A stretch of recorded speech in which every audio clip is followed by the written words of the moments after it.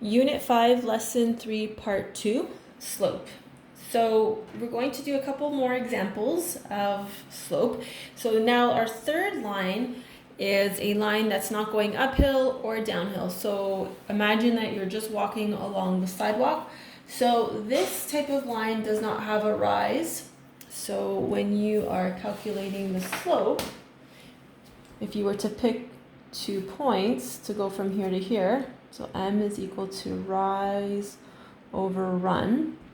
My rise is 0, so if I'm choosing these 2 points, so I'm going 1, 2, 3 boxes to the left, so that would be 0 over 3. So that is a slope of 0. So a horizontal line has a slope of 0. Okay, so let's do one more example. So a line segment has an endpoint A, -2, 3, and a slope of -5 over 4. Find the coordinates of another possible endpoint. Okay, so step number 1 is I have to plot that point. Step number 2, I'm going to use my slope with a rise of -5 and a run of 4 to figure out another point on my graph. Okay, so step number 1, let's go find -2 and 3. So -2, so this is your x, this is your y.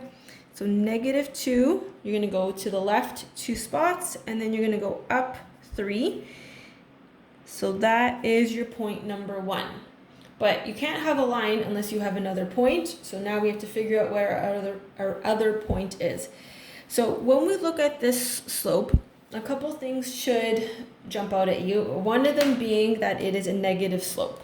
So negative slope means your line is going to be going down. So I know that in terms of shape, this is the shape of my line. It's not going to be sloping up. It has to be sloping downwards. So now I can use my slope to figure out where, and work backwards to figure out where my next point is. So -5 equals 5 units down, and then the 4 is 4 units to the right. Okay, so I'm gonna count. So I start here, I'm going to go down 5 units. So 1, 2, 3, 4, 5. And then I have to go to the right 4. So 1, 2, 3, 4. And I'll do it in red. So another possible point would be 2 and 2, like that. Okay, so your slope helps you figure out the other point. So this is -5, so I go down 5 over 4, and then once I have my 2 points, I can use a ruler and make my line. My line's a little off, but that's okay.